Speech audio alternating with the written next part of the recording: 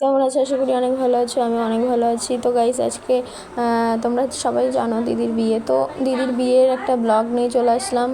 তো ব্লগটা হচ্ছে গিয়ে মানে ডেকোরেশন, তারপর হচ্ছে বিয়ের যাবতীয় যা মানে দিদি সাজগোজ, আমাদের সাজগোজ। তো আমি এখন চলে আসলাম, এখানে এসে একটু পকোড়া নিয়ে নিলাম। তারপর এখানে করেছে মকটেল স্টল, আইসক্রিম, পকোড়া, তারপর হচ্ছে ফিশ বল, আর হচ্ছে ফুচকা, এইরকম সব কিছু করেছে।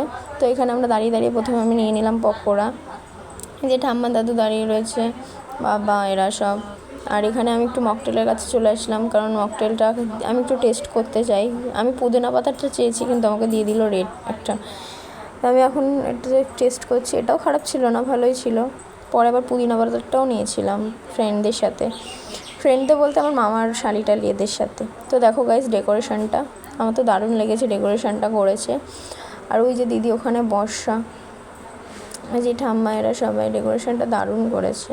তারপরে চলে আসলাম ফুচকার কাছে, ফুচকা খেতে, কারণ বর চলে এসছে আমাদের এই কৈপুকুরের এখানে। তো বরকে আনতে যাচ্ছি, সবাই বললো বরকে আনতে যাচ্ছে। তো চলো দেখা যাক।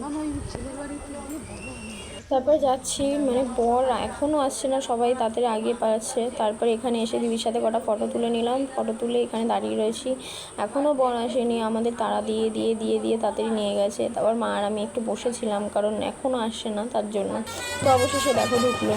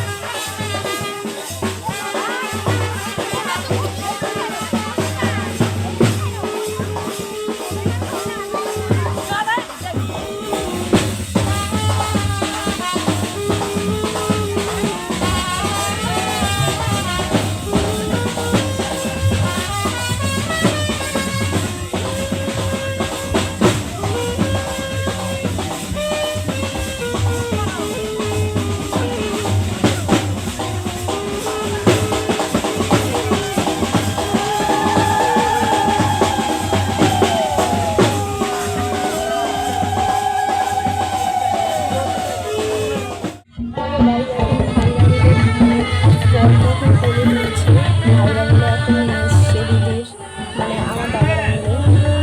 দেখো কি অবস্থা, এগুলো সব বরযাত্রী ঢুকছে এখন আস্তে আস্তে। আর আমি যে এখন এইটা নিয়ে নিলাম, বললাম ফ্রেন্ডদের সাথে। দেখো গাইস আমার চুলের কী অবস্থা, ফ্রেন্ডদের সাথে, ফ্রেন্ড বলতে আমার মামার শালিটালি এরা সব, মানে আমার সম্পর্কে মাসি ফাঁসি হয় ওর জন্য। তো আমি এবার অফিসে এসে কুলফি আমি খাইনি, বাইরে এসে কুলফিটা নিয়ে নিলাম। তারপরে চলো চলে গেলাম খেতে, কারণ বাবা মা ওরা বাড়ি যাবে, বাবা মার একটা অসুবিধার জন্য মা বাড়ি যাবে। তো চলো মেনুটা দেখে নাও কী কী করেছে। আমি খেয়ে এসে দেখছি এখানে বিয়ে তোড়জোড় শুরু হয়ে গেছে। দিদিকে পিড়িতে বসিয়ে এখন শুভদৃষ্টির জন্য ঘোরার জন্য নিয়ে যাবে। তো ওর জন্যই এখানে দাঁড়িয়ে রয়েছি দেখার জন্য, কারণ আমার শরীরটা একদম ভালো লাগছিলো না। তারপর ওই লেহেঙ্গাটা পরেছি, এত ভার আমি আর সামাল দিতে পারছিলাম না। তার জন্য আমি ভাবছি যে আমি চলে যাবো বাড়িতে, বাড়িতে বলতে আমার দিদা বাড়িতে, মানে মাসি বাড়িতে গিয়ে শুয়ে পড়বো, আর ভালো লাগছিলো না। তো তার জন্য এরা দেখো এখানে তোড়জোড় শুরু করেছে, আর বড় ওই সাইডে বসে রয়েছে। আমার মধ্যে নিয়ম কি দেখো, মানে বরকে একটা পুরো ধুতি দিয়ে পেঁচিয়ে, তারপর মুখে, মানে মুখ একদম দেখতে পারবে না। তারপর মেয়ে ঘুরে ঘুরে সেটাও দেখবে, মেয়ে ঘুরে ঘুরে পা ধোয়াবে বরের। মানে এই নিয়মটা না আমার ভাল লাগে না, পা ধোয়ানো টোয়ানো। কে কী ভাবলো না ভাবলো আমি জানি না, বাট আমার ভাল লাগে না এই সমস্ত।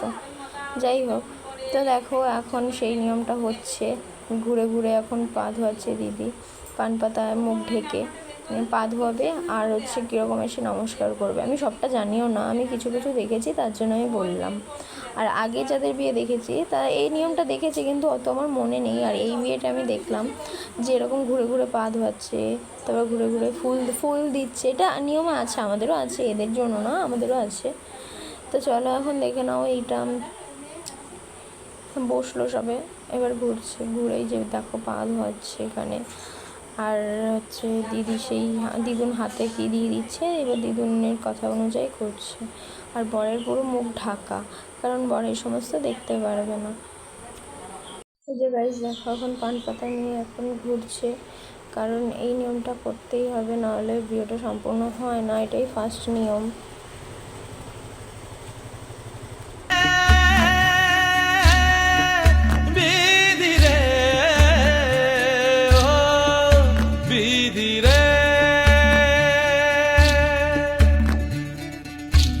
কুল ভাঙে ও কুল গড়ে জীবন দরিয়ায়, বাপের বাড়ি ছাইড়া কইনা শ্বশুর বাড়ি যায়। এখন শুভদৃষ্টির জন্য শুরু হয়ে গেছে নিয়ে। এবার এইখানে এত আমার সামনে সব দাঁড়িয়ে পড়েছে এসে, আর মানে আমি ক্যামেরা করতেই পারছিলাম না, কারণ দেখো গাইস আমি যে একটু দেখাবো যে দুজন দুজনের মধ্যে, আর জানো না জিজু পুরো তাকিয়েছিল, মানে দিদি শুধু লজ্জা পাচ্ছিল। তো আমি দেখাতেই পারছিলাম না, কারণ আমি নিজে দেখেছি, বাট তোমাদের আমি দেখাতেই পারছি না, কারণ এত দেখো সামনে এত ক্যামেরাম্যান দাঁড়িয়ে রয়েছে, এত ফোন এতগুলো, তার জন্য আমি দেখাতেই পারছিলাম না।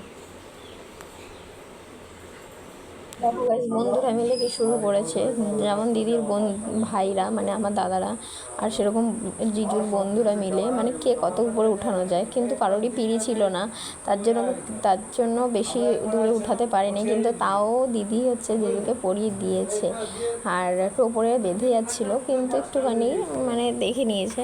কিন্তু এই যে দেখো এই দুষ্টুমিগুলো হয়, আর এগুলো আমার বেশ ভালোই লাগে, কিন্তু অতিরিক্ত ভয়ও লাগে, কারণ উপরে উঠিয়ে যদি ধপাস করে নিচে পড়ে তাহলে হয়ে যাবে। দেখো কী অবস্থা শুরু করেছে।